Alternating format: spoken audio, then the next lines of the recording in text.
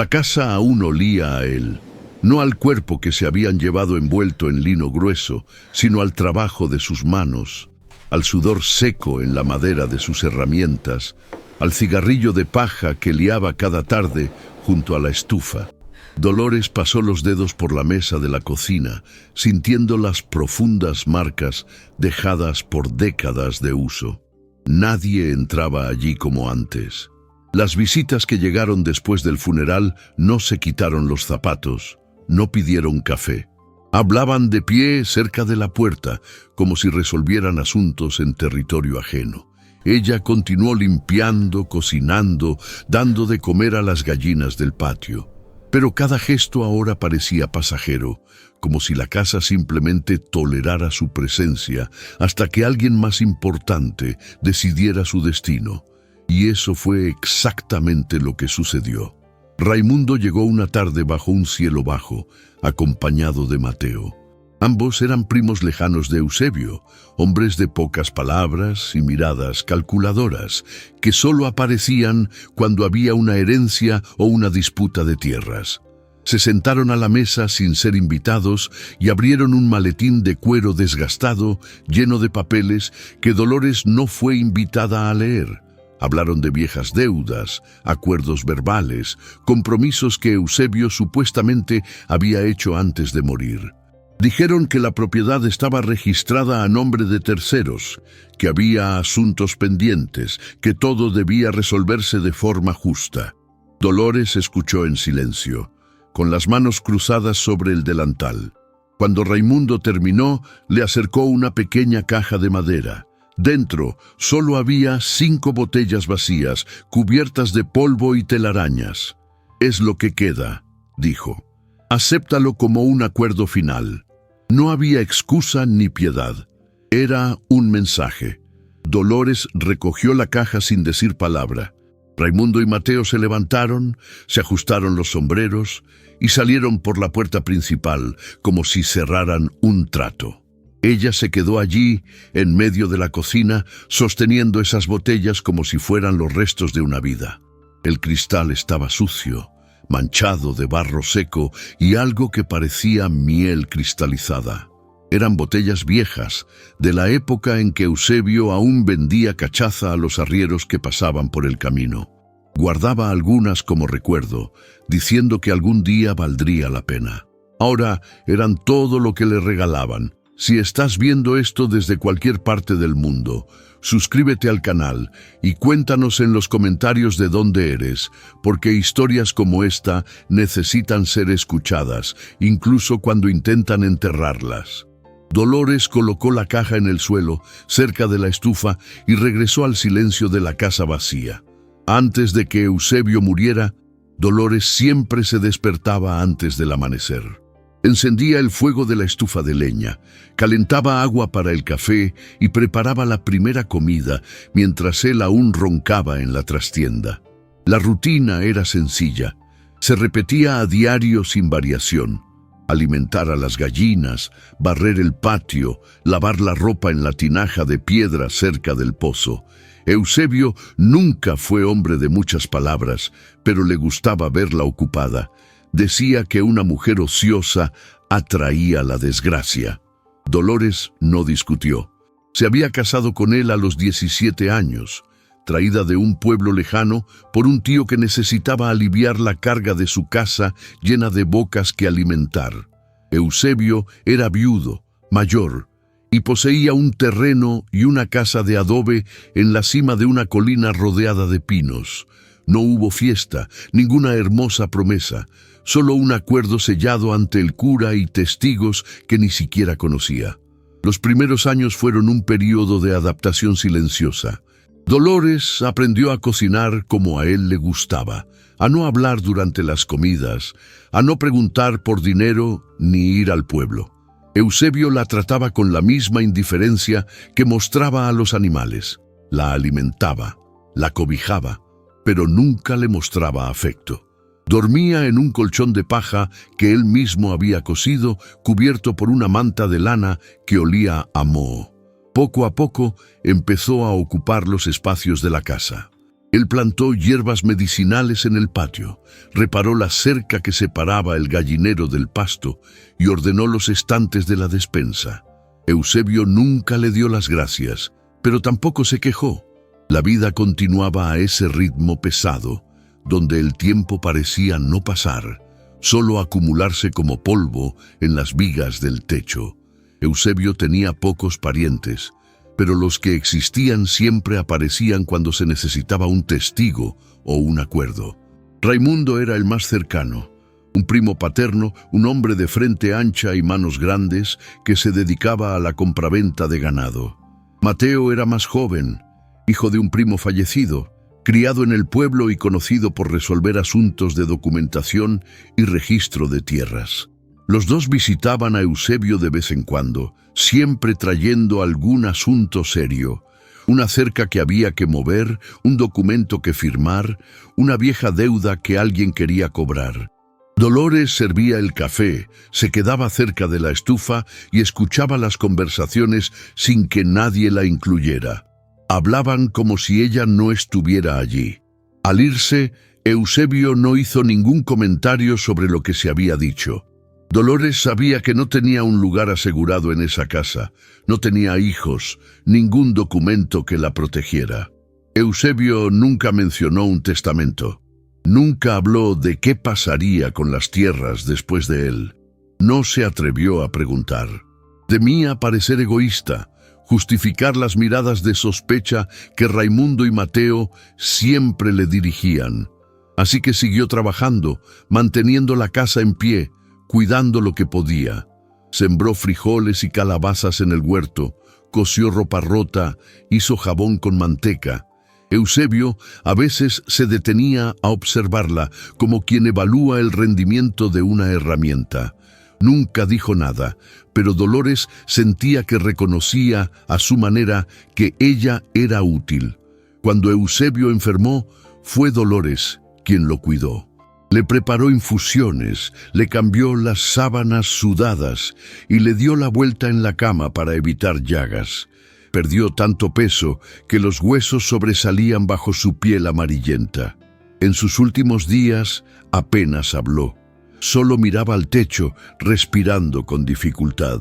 Dolores se sentó junto a la cama con las manos cruzadas en el regazo, esperando. Raimundo y Mateo aparecieron una vez, se quedaron unos minutos y se fueron, diciendo que volverían cuando fuera necesario. Eusebio murió una fría mañana de junio, a solas con Dolores.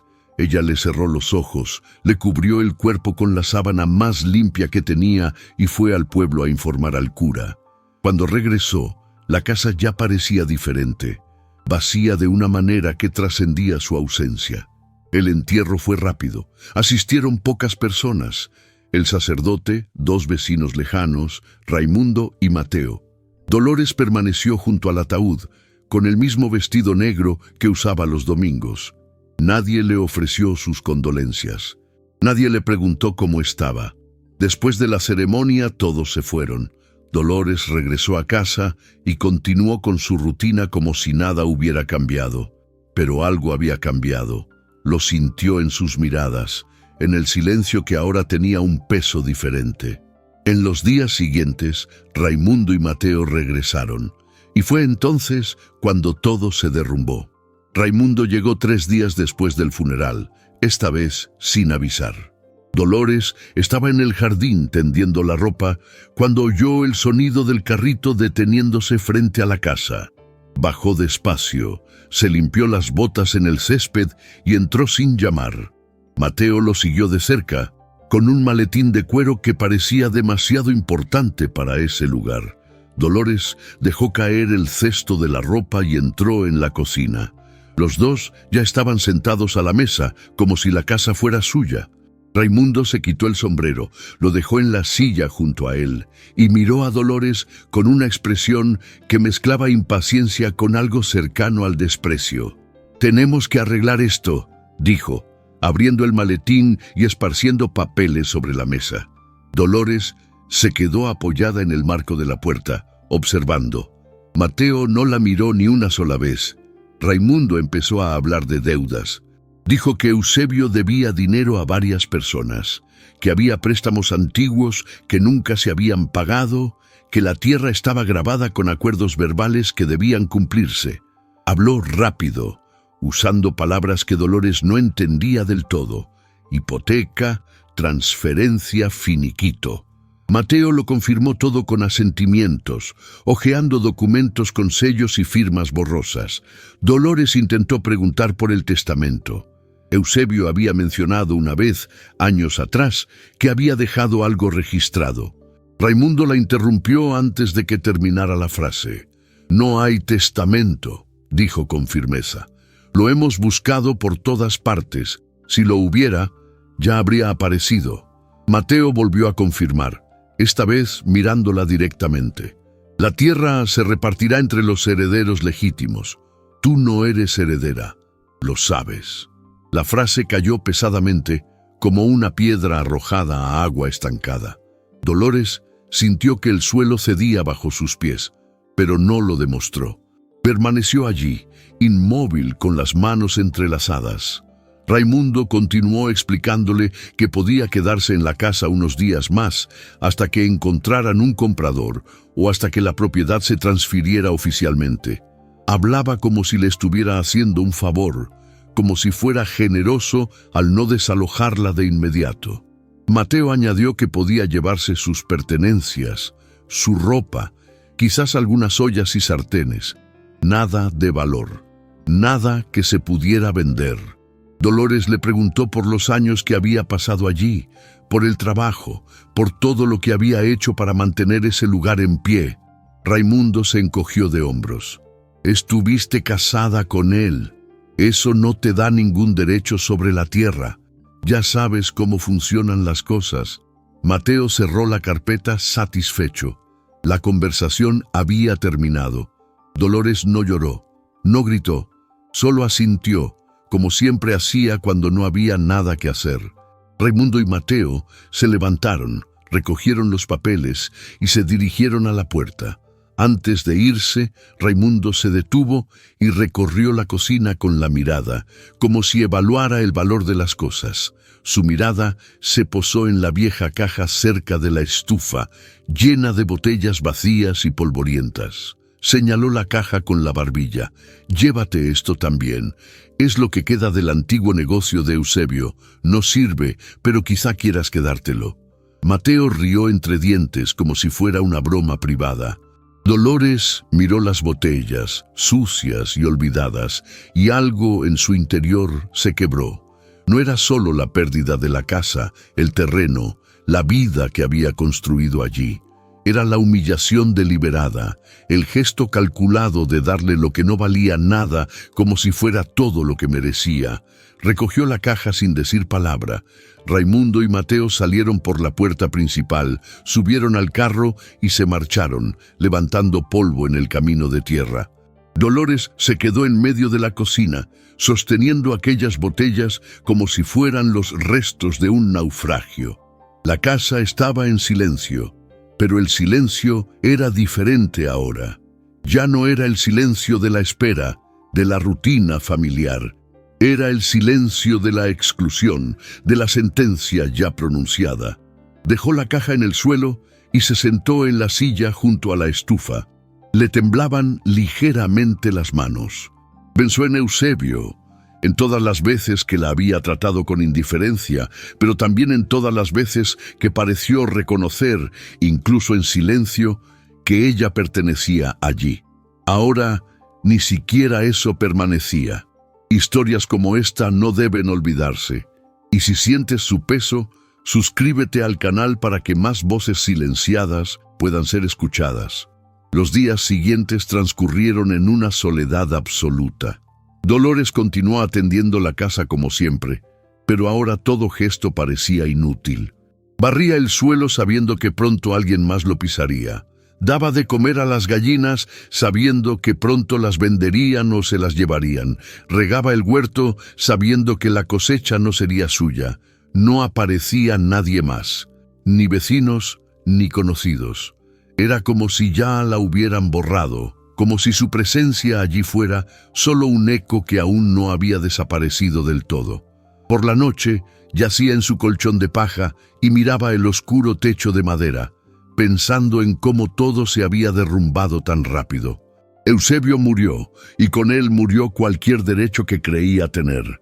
Raimundo y Mateo no solo se estaban apoderando de la tierra, estaban borrando su existencia, convirtiéndola en nada. Dolores empezó a rebuscar entre sus pocas pertenencias: ropa vieja, un par de zapatos gastados, un chal de lana que su madre le había regalado antes de morir. No había mucho.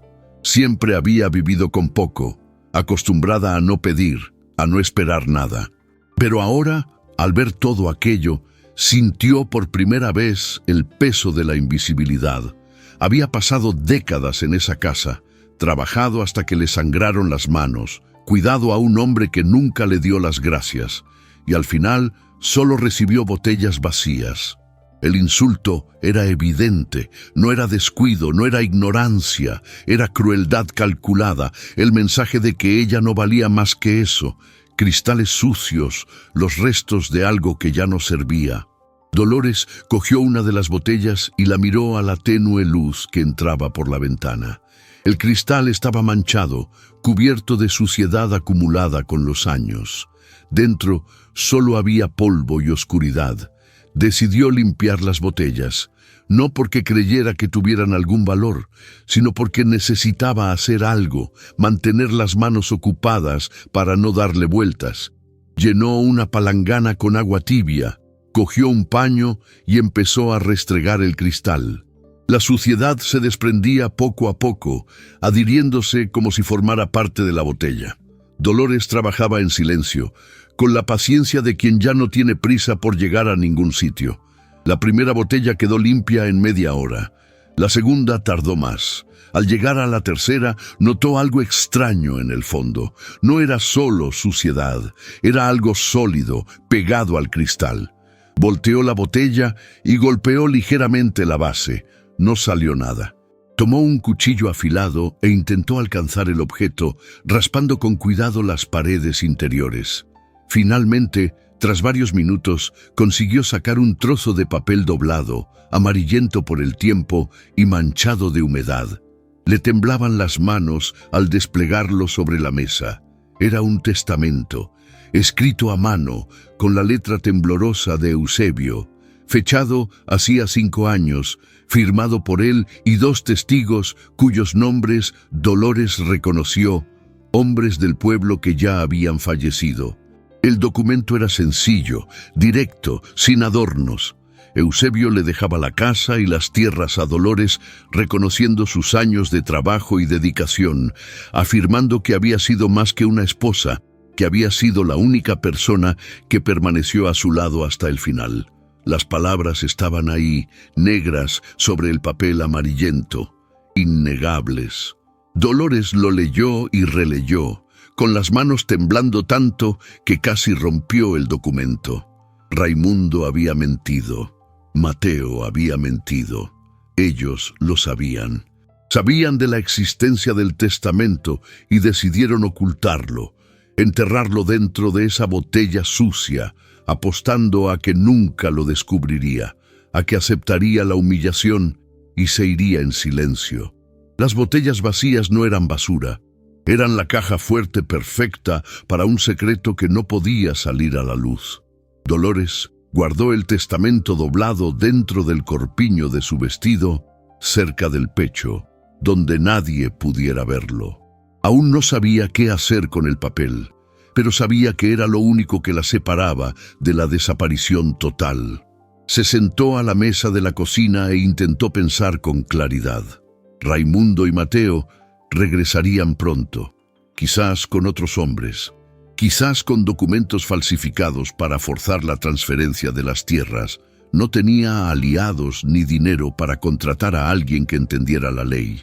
El sacerdote era viejo y sordo. Le importaban poco las disputas de herencias. Los vecinos apenas la conocían.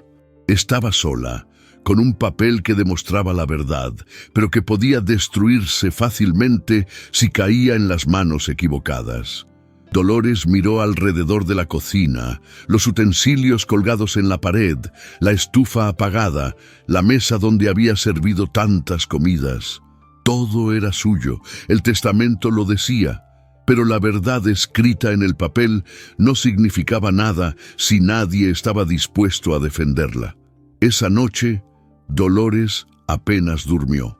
Yacía en el colchón de paja, escuchando los sonidos de la casa, la madera crujiendo en el frío, el viento golpeando las ventanas, el crujido del viejo techo.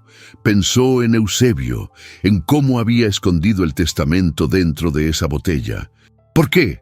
Había sospechado de Raimundo y Mateo. Había intentado proteger el documento, pero le faltó el valor para enfrentarse a ellos en vida.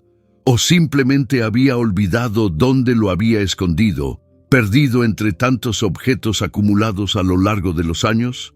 Dolores nunca lo sabría. Lo que importaba ahora era que el testamento existía y que necesitaba decidir qué hacer. Podía ir al pueblo, encontrar a alguien que entendiera la ley, intentar registrar el documento antes de que Raimundo lo descubriera. Pero eso llevaría tiempo, y no estaba segura de poder llegar antes de que regresaran. El pueblo estaba a casi un día de camino, y no tenía carro ni caballo. Tendría que caminar, cargando solo lo que pudiera cargar a la espalda. Al amanecer, Dolores tomó una decisión. No podía quedarse. Si Raimundo y Mateo descubrían que tenía el testamento, harían todo lo posible por quitárselo, quizás incluso con violencia. Necesitaba salir de allí. Encontrar a alguien que pudiera ayudarla, alguien con la autoridad suficiente para reconocer el documento. Agarró una vieja bolsa de tela y empezó a empacar lo que llevaría. Su chal de lana, un trozo de pan duro, una jarra de metal, el testamento doblado y apretado contra su pecho. Miró una última vez la casa, el patio donde había plantado tantas cosas, las gallinas que escarbaban cerca del gallinero. Salió por la puerta trasera, cruzó el potrero y comenzó a descender la colina hacia el camino de tierra que conducía al pueblo. El sol aún no había salido del todo. El aire era frío y cortante, y Dolores se echó el chal sobre los hombros mientras caminaba. No miró atrás. El camino era largo y desierto. Dolores caminaba despacio, con los pies doloridos dentro de los zapatos gastados, el cuerpo pesado por la fatiga y la tensión. Pasó por campos abandonados, cercas caídas, casas vacías con los techos derrumbados. Esa región había sido próspera cuando había más gente, más trabajo. Ahora solo era pobreza y silencio. Dolores se detuvo a descansar cerca de un arroyo, bebió agua con las manos ahuecadas y se mojó la cara. El agua fría la despertó un poco, pero el miedo permaneció, oprimido en su pecho. Pensó en Raimundo descubriendo su escape, montando a caballo y viniendo tras ella. Pensó en Mateo registrando la casa, buscando el testamento, dándose cuenta de que lo había tomado. Se levantó rápidamente y continuó caminando, ahora con más prisa, con la mirada fija en el camino. Si estás siguiendo este viaje, suscríbete al canal y quédate con nosotros hasta el final, porque algunas historias necesitan testigos para no ser borradas. El sol salió y empezó a quemar. Dolores sintió que se le secaba la garganta, que le ardía la piel bajo el vestido negro. No tenía agua ni comida. El camino parecía interminable, serpenteando entre colinas cubiertas de maleza seca y árboles retorcidos. Pasó junto a un grupo de hombres que llevaban leña a la espalda. La miraron con recelo, pero no dijeron nada. Dolores bajó la cabeza y siguió caminando. Sabía que no podía confiar en nadie. Cualquiera podía estar relacionado con Raimundo. Cualquiera podía decir que la había visto en el camino. Necesitaba llegar al pueblo antes de que se corriera la noticia de su huida. Pero el pueblo aún estaba lejos, y el cuerpo de Dolores ya empezaba a debilitarse. Le temblaban las piernas, la vista se le nublaba. Se detuvo bajo un árbol, se sentó en la tierra seca y apoyó la cabeza en el tronco. Cerró los ojos un momento, solo para descansar, solo para coger fuerzas. Cuando despertó, el sol ya se ponía. Dolores se incorporó sobresaltada, dándose cuenta de que había dormido durante horas. El camino estaba desierto, envuelto en largas y amenazantes sombras. El miedo la agarró de nuevo, esta vez con más fuerza. No podía continuar en la noche. No conocía bien el camino, podía perderse, tropezar y caer, lastimarse y quedarse allí sola hasta que alguien la encontrara. Miró a su alrededor, buscando un lugar donde refugiarse hasta el amanecer. A unos cientos de metros del camino divisó las ruinas de una vieja casa, medio oculta entre arbustos y árboles caídos. No parecía seguro, pero era mejor que dormir a la intemperie. Dolores dejó el camino y caminó hacia él, apartando ramas secas y pisando hojas muertas. La casa era pequeña, hecha de cañas y barro, con el techo parcialmente derrumbado y ventanas sin cristales. Entró con cuidado, buscando serpientes o animales. Estaba vacía, solo polvo y escombros. Dolores se sentó en un rincón, apoyando la espalda contra la fría pared y cubriéndose el cuerpo con el chal. La noche cayó rápidamente, trayendo un frío húmedo que le calaba los huesos. Sacó el testamento del corpiño y lo sostuvo entre las manos, como si fuera un amuleto. Volvió a leer las palabras de Eusebio, intentando encontrar en ellas algo de fuerza, alguna señal de que no estaba completamente sola. Pero las palabras eran solo tinta sobre papel, y el papel era frágil, podía romperse, quemarse, perderse. Dolores dobló cuidadosamente el testamento y lo volvió a guardar contra su pecho. Pensó en la casa que había dejado atrás, en la vida que le habían arrebatado. Pensó en todos los años de trabajo silencioso, de obediencia, de espera. Lo había hecho todo bien, o al menos todo lo que le habían enseñado a hacer. Y al final solo quedaron botellas vacías y una huida desesperada. La noche fue larga y sin dormir. Dolores escuchaba cada sonido, el viento en los arbustos, el canto de los grillos, el aullido lejano de algún animal. Pensó en Raimundo, lo imaginó llegando a casa y encontrándola vacía. Estaría furioso. La buscaría, enviaría gente tras ella, ofrecería dinero a quien la encontrara. Dolores sabía que no podía subestimarlo. Raimundo era un hombre acostumbrado a conseguir lo que quería, no aceptaría ser contradicho por una mujer sin nombre, sin familia, sin protección. Para él, ella no era más que un pequeño obstáculo, fácil de eliminar. Pero ahora, con el testamento en sus manos, Dolores tenía algo que él no esperaba: la prueba. La verdad escrita, firmada, atestiguada. Esto lo cambió todo. O al menos, eso era lo que ella quería creer, porque en el fondo sabía que la verdad no siempre triunfaba. A veces, era solo otra víctima. Al amanecer, Dolores se levantó, con el cuerpo dolorido y las extremidades entumecidas por el frío. Salió de la casa en ruinas y regresó al camino. El sol salía lentamente, tiñendo el cielo de naranja y rosa. Empezó a caminar de nuevo, más despacio esta vez. Cada paso le costaba un esfuerzo inmenso. El hambre le oprimía el estómago, la sed le dejaba la lengua seca y espesa. Pensó en rendirse, en quedarse allí sentada esperando lo que viniera.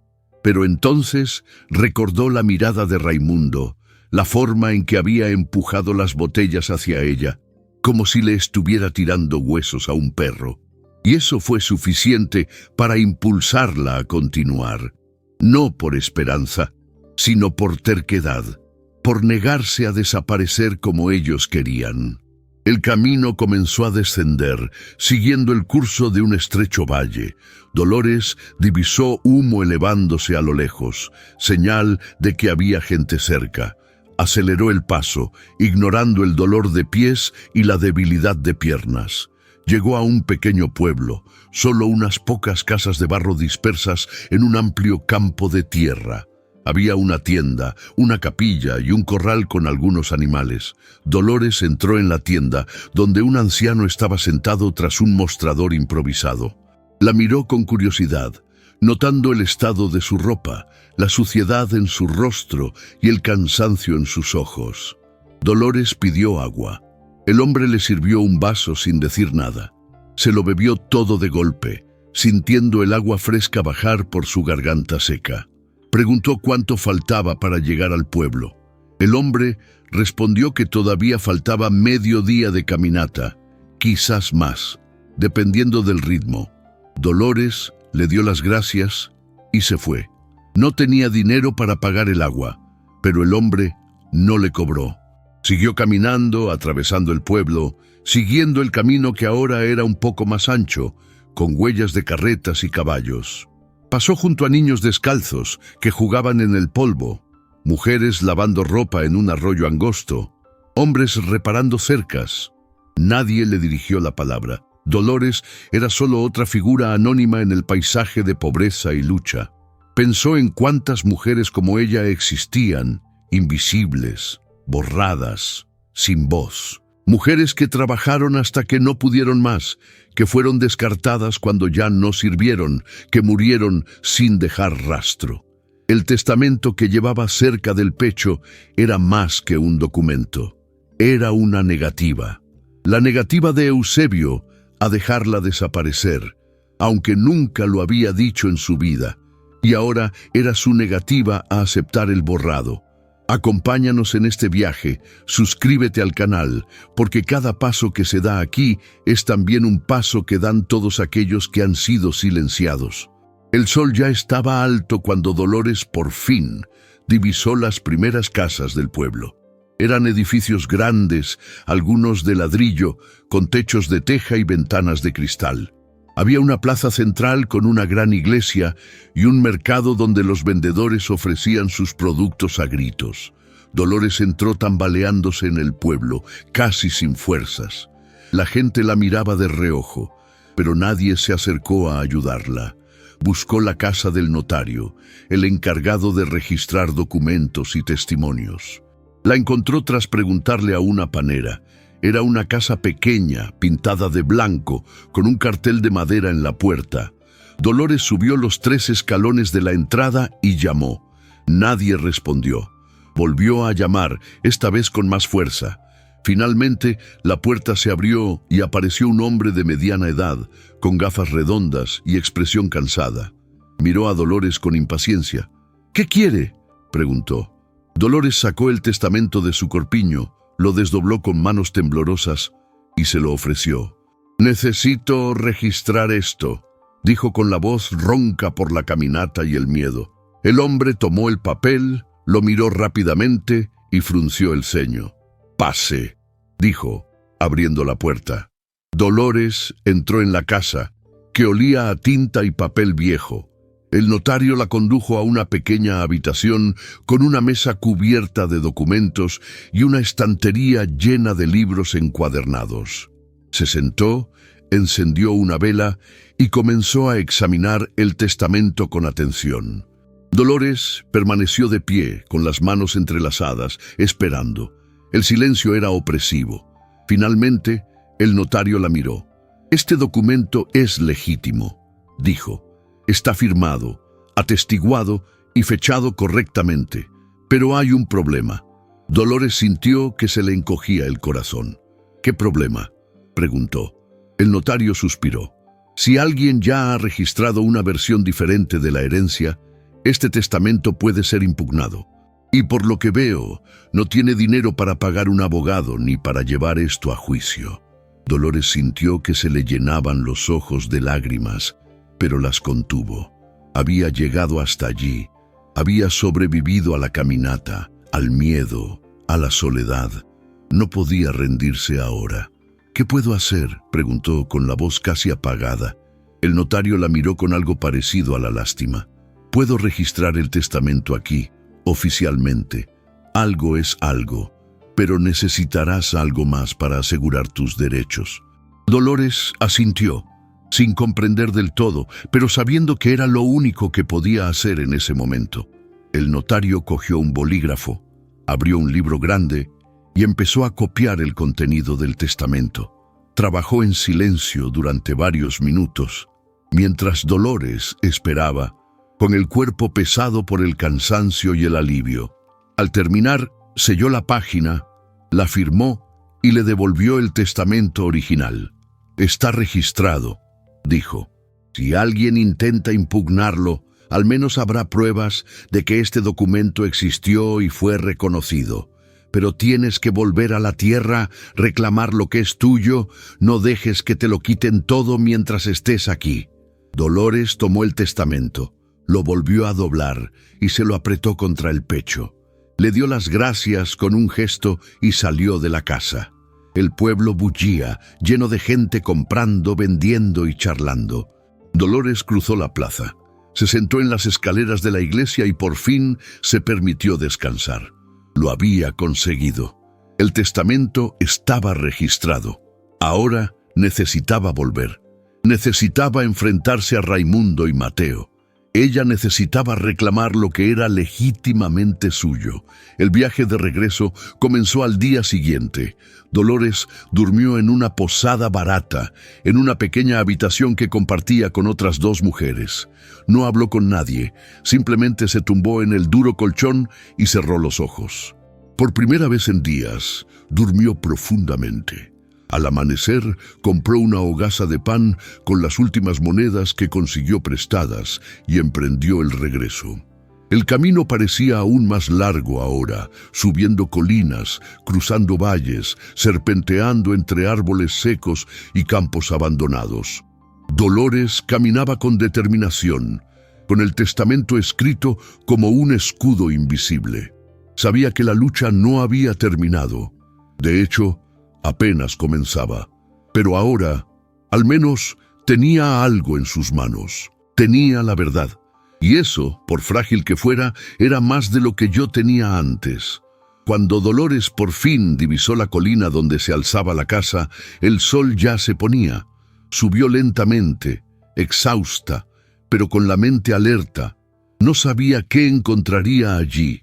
Quizás Raimundo y Mateo ya habían tomado posesión, quizás ya lo habían vendido todo, pero eso ya no importaba.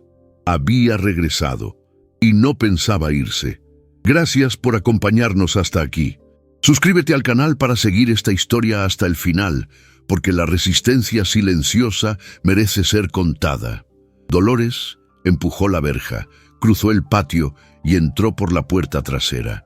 La casa estaba silenciosa, intacta. Nadie había entrado. Dejó caer la bolsa de tela al suelo, encendió la estufa y empezó a preparar té. Sus manos ya no temblaban. Dolores pasó los días siguientes en la casa, en silencio, atendiendo a su rutina como siempre. Limpió las habitaciones, alimentó a las gallinas que quedaban, regó el jardín que empezaba a marchitarse. No sabía cuándo reaparecerían Raimundo y Mateo, pero sabía que lo harían. No dejarían el asunto así, no aceptarían que simplemente hubiera regresado y reclamado lo que era suyo. Pero ahora Dolores tenía el testamento registrado, guardado en un sobre sellado que siempre llevaba consigo. Esto lo cambió todo, o al menos eso era lo que intentaba creer. Por la noche se sentaba a la mesa de la cocina y miraba el sobre, tocándolo de vez en cuando como para confirmar que seguía allí, que no había desaparecido como tantas otras cosas en su vida. La casa parecía diferente ahora. Ya no era solo el lugar donde yo había vivido como una sombra. Era un territorio que necesitaba defender, y esta conciencia cambió su forma de pisar, de abrir las puertas, de mirar por las ventanas. Era una tarde gris, cuando el cielo amenazaba lluvia, cuando Dolores oyó un ruido proveniente del granero. No era el sonido de animales, ni el viento golpeando las tablas sueltas. Era algo diferente, un sonido pesado, como si alguien arrastrara objetos pesados. Dolores cogió un cuchillo de la cocina y salió al patio, caminando lentamente hacia el granero. La puerta estaba entreabierta. La abrió con cuidado y echó un vistazo dentro. La tenue luz que se filtraba por las grietas del techo revelaba montones de cajas viejas, herramientas oxidadas, sacos de grano vacíos. Y allí, al fondo, Medio oculto tras un montón de tablas, había un cofre de madera que Dolores nunca había visto. Era viejo, cubierto de polvo y telarañas, con cierres metálicos corroídos. Dolores se acercó lentamente, con el cuchillo aún en la mano. Alguien había estado allí. Alguien había movido esas tablas para ocultar el cofre, o quizás para encontrarlo. Se arrodilló junto al cofre e intentó abrirlo. Las cremalleras estaban rígidas, pero se aflojaron con un poco de esfuerzo. Dentro del baúl había más papeles, cartas amarillentas, recibos viejos, fotografías descoloridas. Dolores tomó un puñado y los alzó a la luz de la puerta. Eran cartas escritas por Eusebio, dirigidas a un tal Vicente, un hermano del que nunca había oído hablar. En las cartas, Eusebio hablaba de deudas, de terrenos que había comprado con dinero prestado, de acuerdos con Raimundo y Mateo. También habló de Dolores, brevemente, casi como una nota al pie. Dijo que era muy trabajadora, que cuidaba bien la casa, pero que no tenía familia, nadie que la defendiera si algo le pasaba. Y luego, en una de las últimas cartas, fechada unos meses antes de su muerte, Eusebio escribió algo diferente. Dijo que había decidido dejarle todo a Dolores, que se lo merecía, que había sido más fiel que cualquier pariente. También dijo que no confiaba en Raimundo, que sabía que intentaría arrebatarle el terreno en cuanto muriera. Por eso, había escondido el testamento en un lugar donde a nadie se le ocurriría buscarlo. Dolores se sentó en el suelo del granero, sosteniendo las cartas en sus manos temblorosas. Eusebio había pensado en ella, había intentado protegerla, a su manera torpe y silenciosa. No había sido amor, no había sido afecto como ella lo conocía, pero había sido reconocimiento, y para Dolores, que había pasado toda su vida siendo invisible, eso significaba todo. Las lágrimas finalmente brotaron, calientes y pesadas, corriendo por su rostro cubierto de polvo. Lloró en silencio, con los hombros temblorosos, la respiración entrecortada. Lloró por Eusebio, por ella misma, por todos los años de soledad y trabajo duro. Lloró porque finalmente comprendió que no la habían olvidado por completo, que alguien en algún momento había creído que importaba.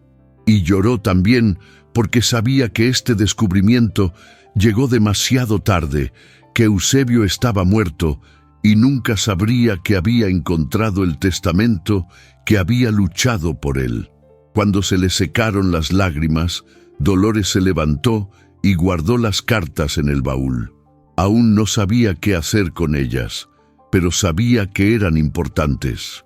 Eran prueba no solo de los deseos de Eusebio, sino también de la deshonestidad de Raimundo y Mateo. Demostraban que conocían el testamento, que habían conspirado para ocultarlo, que habían mentido deliberadamente. Dolores cerró el baúl, lo volvió a tapar con las tablas y salió del granero. La lluvia empezó a caer, fina y fría, mojando la tierra seca del patio. Se quedó allí un momento, con el rostro vuelto hacia el cielo gris, dejando que el agua arrastrara el polvo y las lágrimas. Se sintió más ligera, como si se hubiera quitado un peso de encima. El granero con sus secretos ocultos se había convertido en un refugio de verdades, y estas verdades, por dolorosas que fueran, le dieron fuerza. Dolores volvió a entrar y encendió la estufa. Preparó té, se sentó a la mesa y bebió lentamente, sintiendo cómo el calor se extendía por su cuerpo. Observó la cocina, los objetos que había usado a diario durante tantos años. Cada olla, cada plato, cada cuchara tenían una historia. Y ahora, por fin, esa historia tenía un final diferente. No se borraría, no se olvidaría. Dolores tenía la voluntad, tenía las cartas, tenía la verdad. Y lo más importante, se tenía a sí misma, aún en pie, aún resistiendo. Si sientes junto a ella el peso de este descubrimiento, suscríbete al canal para que historias como esta sigan encontrando luz allí donde intentaron enterrarlas en la oscuridad. Afuera, La lluvia seguía cayendo, arrastrando el viejo mundo y preparando el terreno para lo que estaba por venir. Dolores sabía que la lucha no había terminado, pero por primera vez creyó que tenía una oportunidad. Dolores pasó los días siguientes releyendo las cartas que había encontrado en el baúl. Cada palabra revelaba un poco más de la mente de Eusebio, sus miedos, sus sospechas. En una de las cartas más antiguas mencionaba una conversación con Raimundo, donde éste le había sugerido vender la tierra tras su muerte, dividiendo las ganancias entre los familiares. Eusebio se había negado, argumentando que la tierra permanecería con quien la hubiera cuidado. A Raimundo no le había gustado la respuesta. En otra carta, Eusebio escribió sobre Mateo, diciendo que el chico tenía un don para el papeleo y los registros, pero que no confiaba del todo en él, que había algo calculador en su mirada. Y entonces, en la última carta que Dolores encontró, fechada apenas 3 semanas antes de la muerte de Eusebio, estaba la confirmación definitiva. Eusebio escribió que había escondido el testamento original dentro de una vieja botella en el granero porque sabía que Raimundo y Mateo saquearían la casa en cuanto muriera. Dijo que se lo había contado a Vicente, pidiéndole que protegiera a Dolores si algo ocurría. Pero Vincent había muerto 2 años antes. Eusebio estaba solo, y lo sabía. La revelación golpeó a Dolores como un puñetazo en el estómago. Eusebio lo había previsto todo. Había visto venir la traición desde lejos y había intentado protegerla de la única manera que sabía, ocultando la verdad en un lugar tan improbable que a nadie se le ocurriría mirar. Las botellas vacías no eran solo un insulto de Raimundo. Eran, irónicamente, la caja fuerte que Eusebio había elegido para guardar lo que más importaba. Dolores imaginó a Eusebio enfermo, débil, enrollando el testamento y pasándolo por el estrecho cuello de la botella, trabajando despacio para que el papel no se rompiera. Lo imaginó escondiendo la botella entre las demás, todas iguales, aparentemente inútiles, y lo imaginó muriendo con ese secreto, incapaz de contárselo a nadie, confiando solo en la remota posibilidad de que ella, algún día, limpiara esas botellas y encontrara lo que se escondía. Era un plan desesperado, casi ingenuo. Pero había funcionado. Dolores comprendió entonces que Raimundo y Mateo probablemente conocían la existencia de un testamento, pero desconocían su paradero. Habían revuelto la casa, registrado cajones, arcones, todo lo obvio, y al no encontrar nada, asumieron que Eusebio había mentido, o que el documento se había perdido, o que nunca había existido. Darle a Dolores las botellas vacías como pago final había sido una crueldad calculada, pero también un error fatal. Le habían dado justo lo que buscaban. La ironía era amarga, pero real. Dolores cogió el testamento registrado y lo colocó junto a las cartas sobre la mesa. Juntos, estos documentos contaban una historia completa. La clara intención de Eusebio, la traición deliberada de Raimundo y Mateo, y su silenciosa persistencia tras haber sobrevivido y descubierto la verdad. Fue más que suficiente. Fue devastador. La reacción de Dolores fue intensa, pero contenida. No gritó, no rompió nada, no salió corriendo a confrontar a nadie. Se sentó a la mesa con las manos apoyadas en los papeles y la mirada fija en la pared. Sintió rabia, sí, una rabia fría y pesada que se asentó en su pecho como una piedra. Pero también sintió algo parecido al alivio. La verdad estaba allí, tangible, innegable. Ya no era una sospecha, ya no era una frágil esperanza. Era un hecho. Eusebio le había dejado todo a ella. Raimundo y Mateo habían mentido. Y ahora ella tenía el poder de demostrarlo. Aún no sabía cómo usaría ese poder, pero sabía que lo tenía. Y eso lo cambió todo. La melancolía que siempre había acompañado su vida adquirió un nuevo tono. Ya no era solo tristeza pasiva. Era dolor transformado en resistencia. Dolores tocó la voluntad con las yemas de los dedos, sintiendo la textura áspera del papel viejo.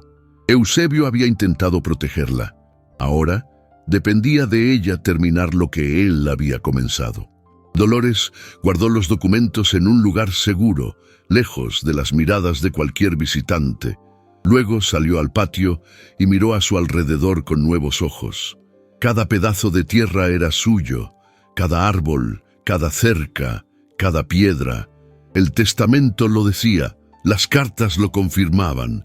No importaba lo que Raimundo y Mateo dijeran, no importaba qué papeles falsos presentaran, la verdad estaba de su lado. Dolores comenzó a trabajar, limpiando el gallinero, reparando la cerca caída, arrancando la maleza que crecía cerca del pozo.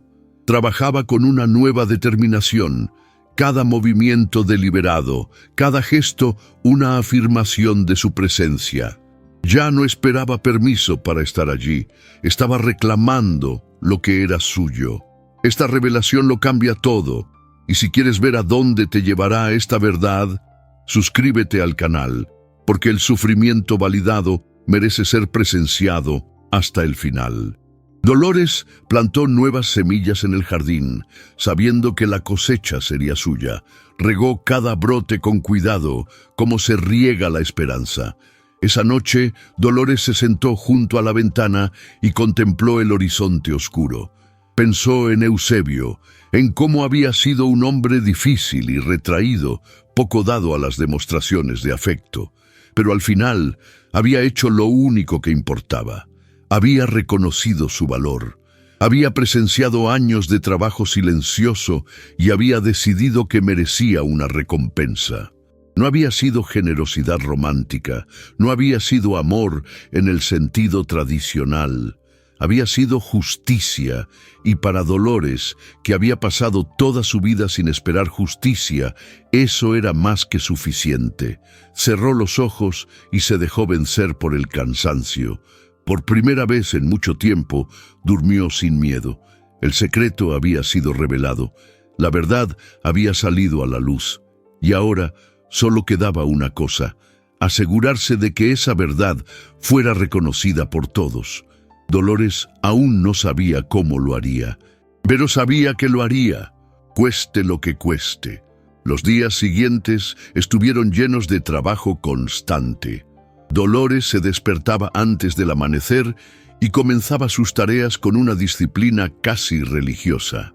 Limpió cada habitación de la casa, fregó los pisos de madera hasta que brillaron, lavó las cortinas amarillentas por el tiempo, reparó el techo con goteras, usando tablas viejas que encontró en el granero y clavos oxidados que afiló en la piedra. El trabajo era duro, sus manos se endurecieron y le dolieron, pero había algo redentor en ese esfuerzo físico. Cada golpe de martillo en el clavo era una afirmación: esta casa es mía. Cada olla lavada, cada pieza de ropa tendida, cada semilla plantada en el jardín. Dolores ya no esperaba que alguien le diera permiso o reconocimiento. Estaba tomando posesión. No a través de papeles oficiales o enfrentamientos dramáticos, sino a través del trabajo silencioso y persistente que siempre había definido su vida. La diferencia era que ahora este trabajo ya no era sumisión, era resistencia. Dolores comenzó a reparar los objetos rotos que había acumulado durante años. Arregló la silla con una pata suelta, remendó la manta de lana rota y pegó los platos mordisqueados con harina y agua. No tenía dinero para comprar nada nuevo, así que hice lo que pude con lo que tenía: reutilizar, reparar, persistir. Estas eran las habilidades que había aprendido en la pobreza y ahora le servían no solo para sobrevivir, sino para reconstruir algo que parecía destruido para siempre. La casa empezó a cobrar vida de nuevo. Las gallinas volvieron a poner huevos con regularidad. Las plantas del jardín crecieron, tímidas al principio, pero cobraron fuerza a medida que Dolores las regaba a diario. Había un nuevo orden en las cosas, una dignidad restaurada, y esta transformación no pasó desapercibida. Los vecinos, que rara vez iban, empezaron a notar que la casa del difunto Eusebio estaba bien cuidada, que alguien se esforzaba por mantenerla en pie. Un día, una vecina lejana apareció con una cesta de pan. Era una mujer llamada Teresa, también viuda, que vivía en una finca a pocos kilómetros. Había oído hablar de la muerte de Eusebio y de la situación de Dolores. No dijo mucho, simplemente dejó el pan y preguntó si Dolores necesitaba algo. Dolores le dio las gracias, sorprendida por el gesto.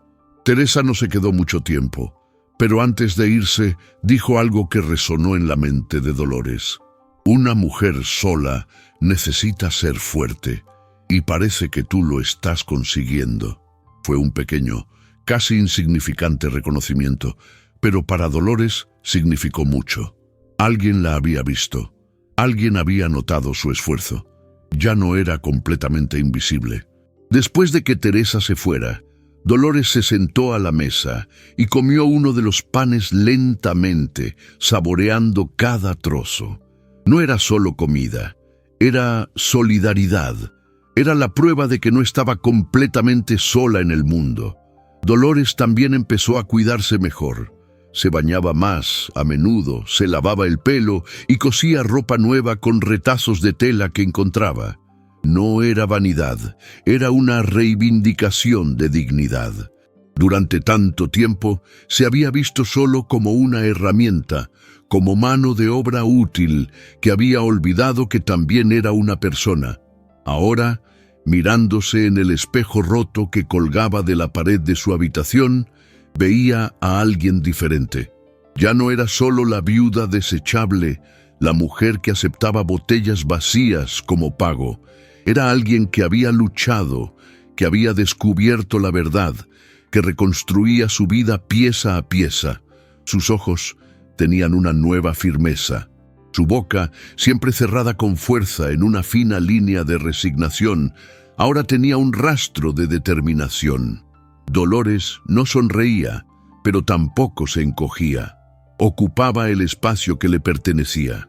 Sigue con nosotros esta reconstrucción. Suscríbete al canal para que más historias de resistencia silenciosa puedan ser contadas y reconocidas. La madurez emocional no surge de grandes revelaciones, sino de pequeñas decisiones diarias de permanecer. La madurez emocional de Dolores también se evidenciaba en su forma de lidiar con el miedo.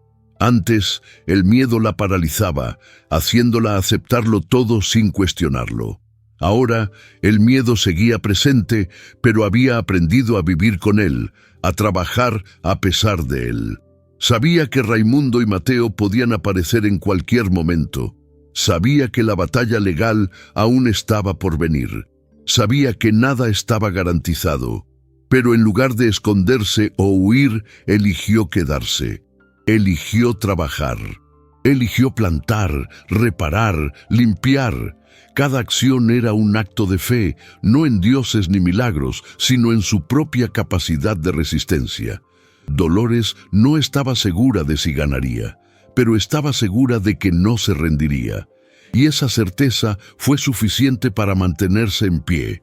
Por la noche, antes de dormir, tocaba el testamento guardado bajo el colchón, recordándose que tenía un derecho, que no robaba nada, que solo reclamaba lo que siempre debió haber sido suyo.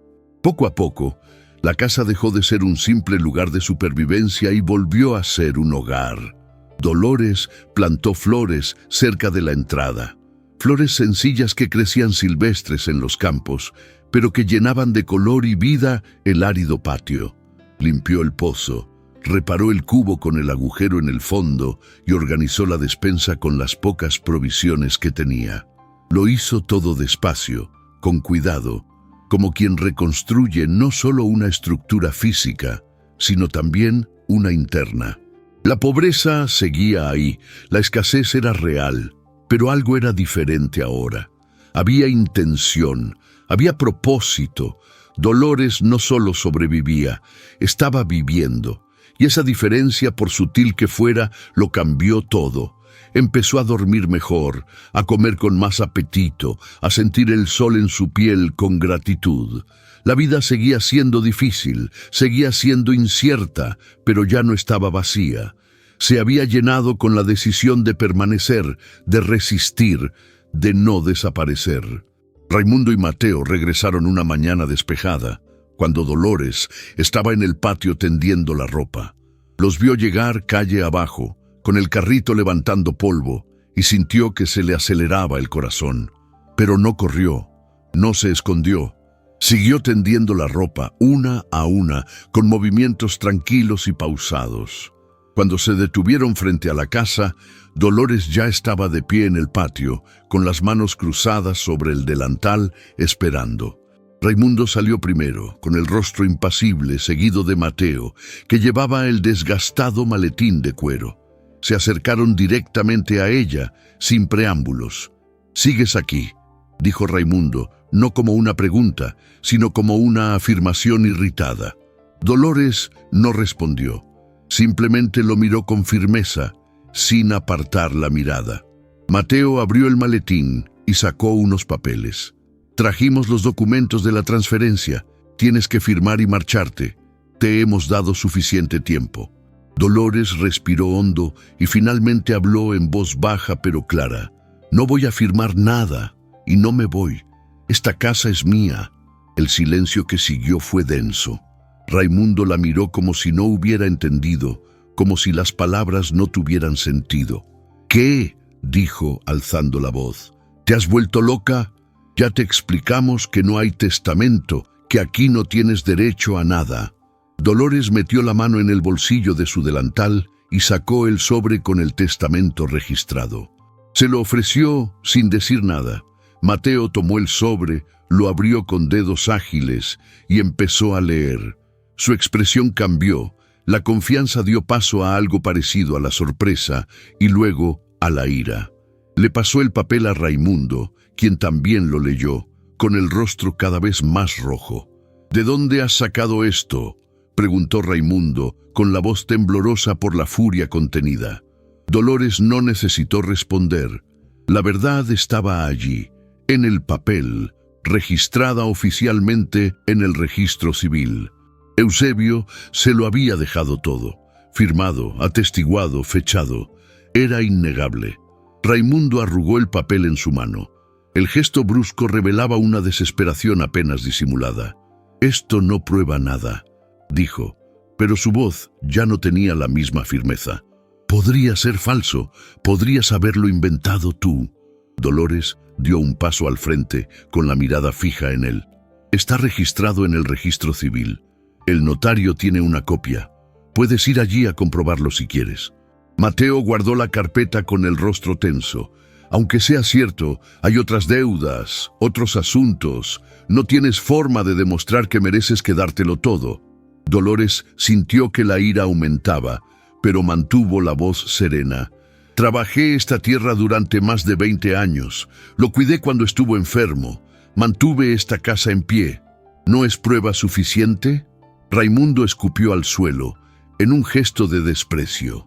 «No eres más que un dependiente afortunado. Eusebio era viejo, estaba confundido. Este testamento no vale nada». Pero las palabras sonaban huecas, y todos allí lo sabían. Dolores se cruzó de brazos y habló con una firmeza que incluso a ella misma la sorprendió. «Sabías lo del testamento, lo sabías y lo ocultaste. Me diste botellas vacías como pago, pensando que nunca descubriría dónde guardaba Eusebio la verdad. Pero lo descubrí, y ahora todo el mundo puede saber lo que hiciste». La amenaza era clara. Raimundo y Mateo intercambiaron miradas. Sabían que si la historia corría por el pueblo, si la gente supiera que habían intentado robar la herencia de una viuda, su reputación quedaría arruinada. En una comunidad pequeña como esa, donde todos se conocían, la deshonra era peor que cualquier castigo legal. Mateo dio un paso atrás. «Así no funcionan las cosas», dijo, pero sin convicción. Dolores no se inmutó. «Así funcionan exactamente las cosas ahora. Puedes irte, o puedo llevar estas cartas que encontré en el granero al cura, al notario, a quien quiera escucharlas. cartas donde Eusebio habla de tu deshonestidad. Raimundo la miró con puro odio, pero no dijo nada más. Sabía que había perdido. No del todo, quizá no definitivamente en lo legal, pero sí simbólica, moral y socialmente. Dolores había dado la vuelta a la tortilla. Había tomado las botellas vacías que le habían dado como un insulto y había encontrado en ellas lo único que podía salvarla. La ironía era amarga, devastadora para ellos. Raimundo subió a la carreta sin despedirse. Mateo lo siguió, lanzando una última mirada resentida en dirección a Dolores. Ella se quedó en el patio, viéndolos irse, mientras el polvo se levantaba tras la carreta. Cuando desaparecieron en la curva del camino, Dolores sintió que le flaqueaban las piernas. Se sentó en los escalones de la entrada y dejó que finalmente le temblaran las manos. Había ganado. No triunfalmente, no con plena justicia, pero había ganado. La casa era suya, la tierra era suya, y ahora lo sabían. Esta historia ha llegado a su fin, y si quieres seguir escuchando las voces que se han negado a desaparecer, suscríbete al canal, porque cada testimonio preservado es un legado que trasciende el tiempo. Dolores se levantó lentamente y entró. Recogió las botellas vacías que aún estaban en la caja cerca de la estufa. Levantó una a la luz, mirando a través del cristal limpio. Ya no había secretos ocultos, solo cristal transparente, vacío, pero significativo. Esas botellas habían sido el último insulto de Raimundo y Mateo, pero también su salvación. Dolores sonrió por primera vez en mucho tiempo, una sonrisa pequeña, triste, pero genuina. Volvió a guardar las botellas en la caja y la sacó. La llevó al patio y, una a una, enterró las botellas en la tierra cerca de la cerca, dejando solo los cuellos asomando. No sabía exactamente por qué lo hacía, pero le parecía correcto. Era un recuerdo silencioso, una señal de que algo importante había sucedido allí. Las botellas vacías, que deberían haber representado su exclusión, ahora marcaban su permanencia. Dolores volvió a entrar y cerró la puerta tras él. La luz de la tarde entraba a raudales por las ventanas, iluminando los muebles viejos y desgastados que ahora eran definitivamente suyos.